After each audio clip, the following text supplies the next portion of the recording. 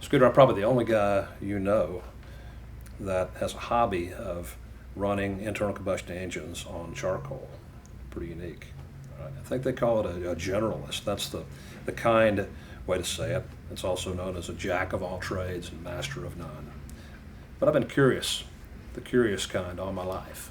When I was a boy, I had a collection of bicycles that I assembled, and I rebuilt lawnmower engines.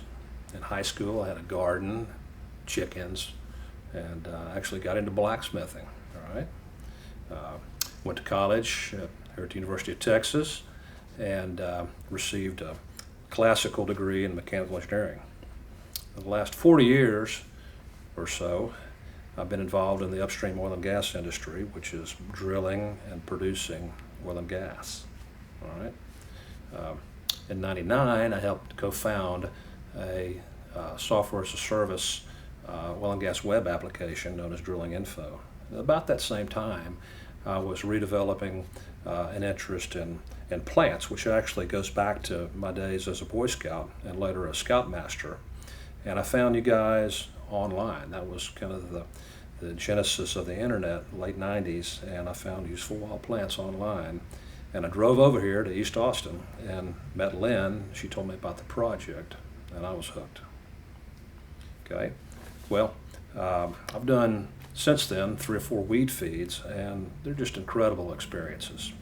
Okay, not only learning about plants, but also learning more about the value of the Useful Wild Plants project and getting to know all the folks in each of the classes. In the early 2000s, not long after that, I started hearing and learning about a phenomenon known as peak oil. Okay, it only took me 20 years to listen to my father's advice. My father worked for Shell Oil for 38 years, was involved in a lot of their early offshore projects, and really a pioneer in that respect. Sometime in the mid-'80s, he handed me a book from 1956, which was an API monograph book, published white papers, and he pointed out one that was known as Nuclear Energy and Fossil Fuels, written by a gentleman by the name of Marion King Hubbert. Okay.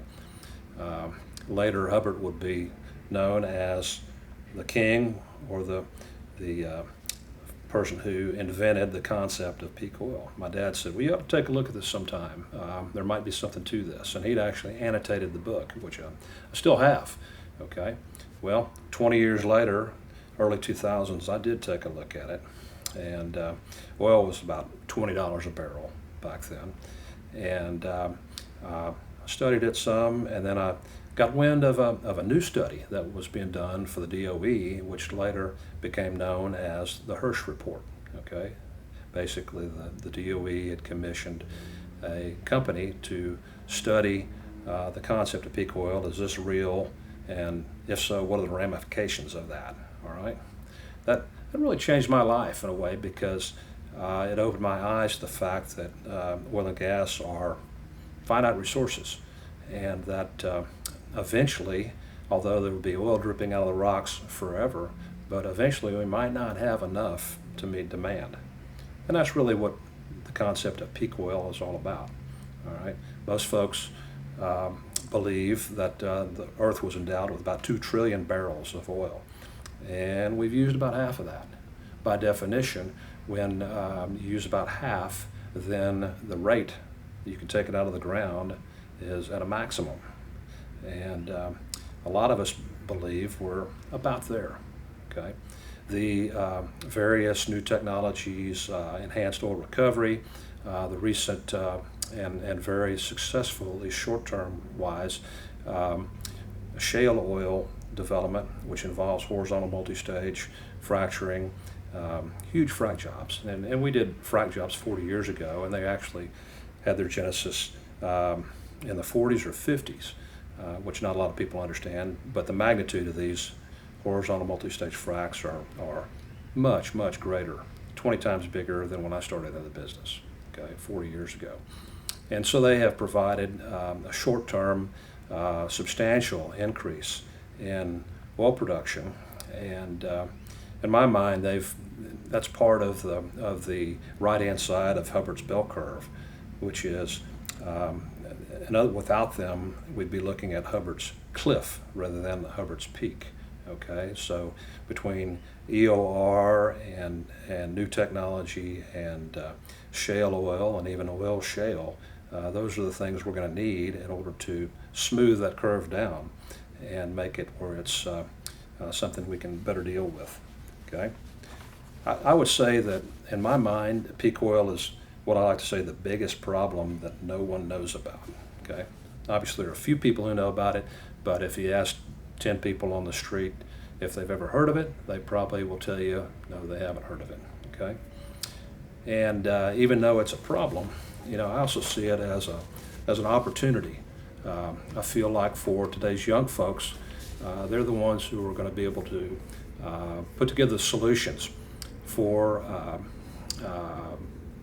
basically a greater degree of sustainability and transition us from fossil fuels, which doesn't mean we're going to quit them tomorrow or that we should, but eventually we're going to have to work away from them.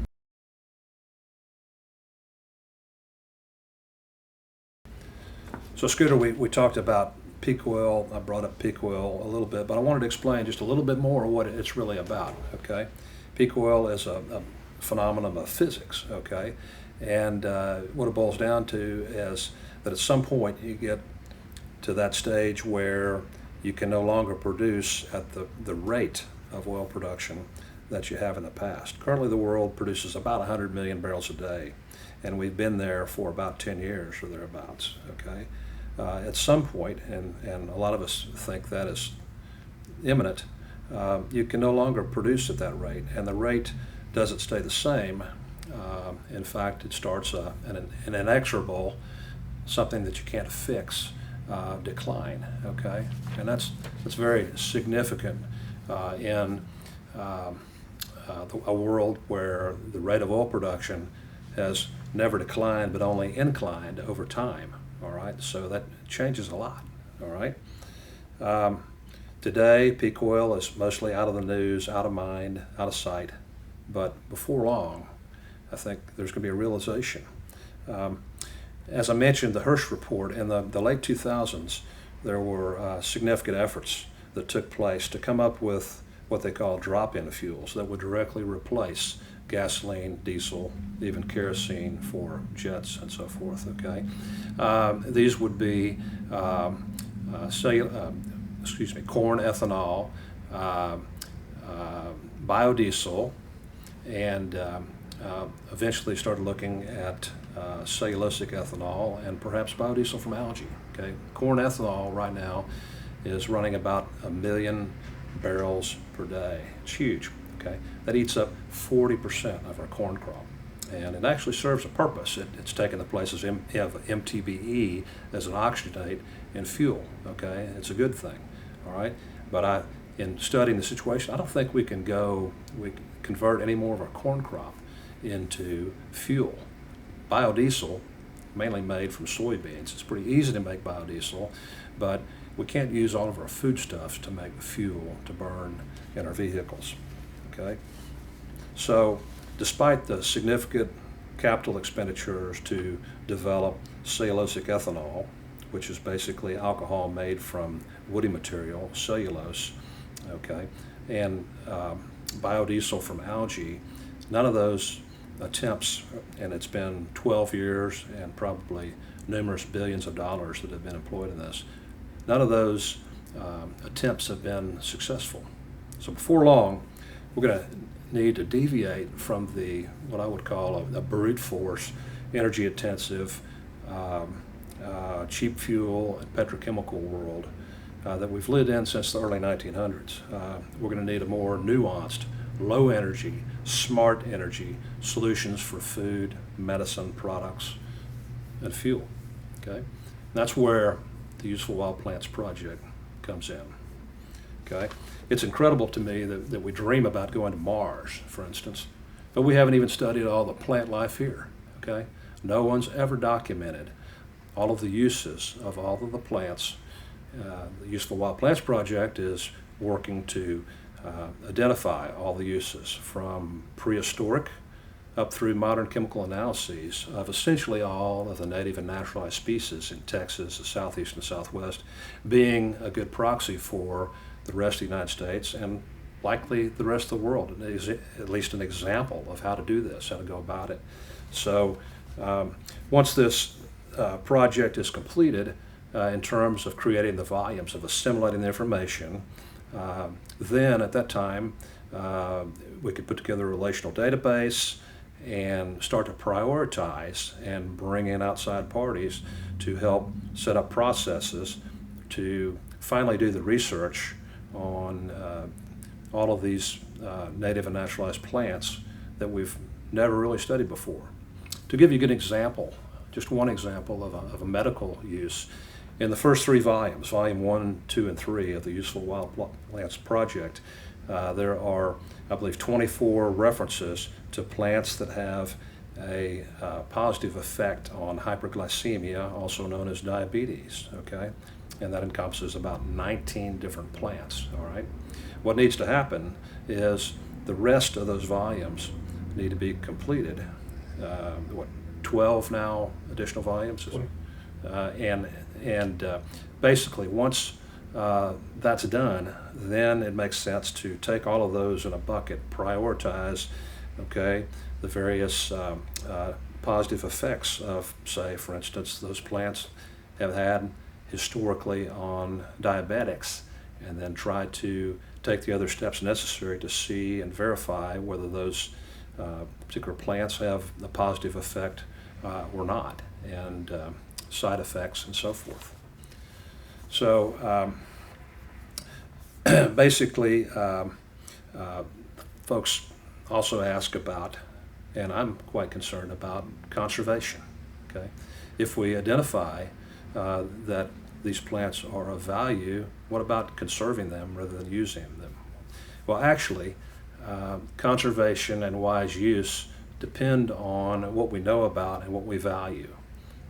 That's exactly what Joel Salatin, who some folks know as the world's most famous farmer, said when he said, create stewardship through creating value. In other words, we take care of what we value. If we don't know about it, it might well go away and we never know about it. But if we know about it, if we value it, we can both use it and conserve it.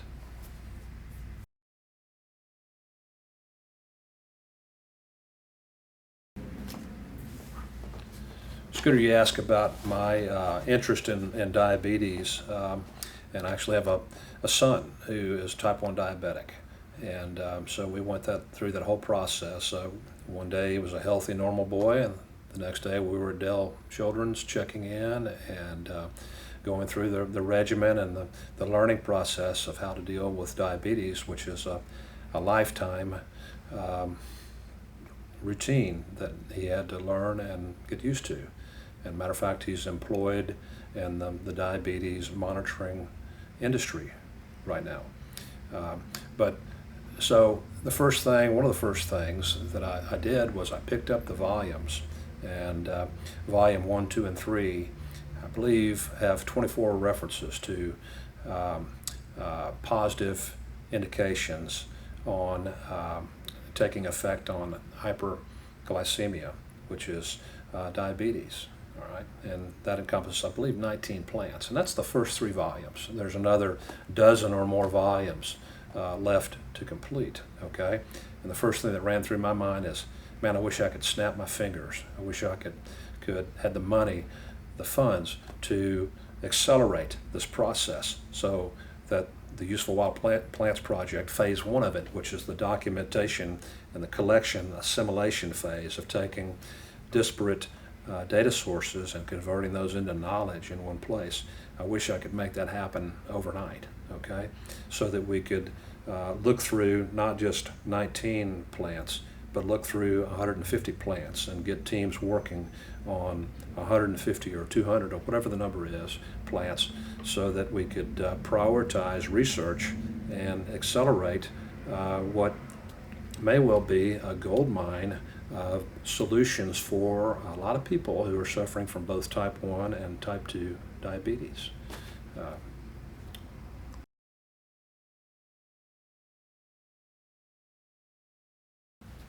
Scooter, for the last 20 years. Time flies, as they say, but I sure have enjoyed getting more involved with the project and writing various pieces for the update to include things like elderberry, and which, speaking of the COVID, it's become quite in vogue as perhaps a plant which improves one's immunity. Further study needed, but you sure see a lot of it, and frankly, I took it during the entire COVID time. So that article, my article about the perennial search for perennial grains, where we talked about Chesmathium latifolia and the fact that it's already a perennial grain. A lot of work being done to find grains that don't require the constant inputs every year of plowing and planting and fertilizing and so forth. And obviously these grains have a lot lower yield, but as a future source with, look at the fertilizer plants being shut down in Europe right now, okay? These might be a solution to that problem, and certainly perhaps a better path than starting from scratch, okay? And there was also several other articles I wrote, and sure have had fun and learned a lot and had a positive experience doing all that. Today I'm in town to give a talk at the University of Texas in the biology department, a course called Hidden Treasures of Plants. Okay. Today we're going to talk about peak oil, of all things, and how it relates to the biofuels efforts of the late 2000s for algae biodiesel, cellulosic ethanol, corn, and ethanol, and biodiesel, and what caused all those research efforts and all those billions of dollars to be spent. Okay, oil supply is what caused those to be spent, and the weed feeds over the years have just been fantastic. Learning experience, growing experience, sharing all that with the various folks. The weed feed last fall, Plant Medicine 101, where I learned so much from the professionals that you got together and the experts that gave the presentation on plants and the origins of a lot of our current medicines, which I never knew. And then we went out in the field and identified some of those plants.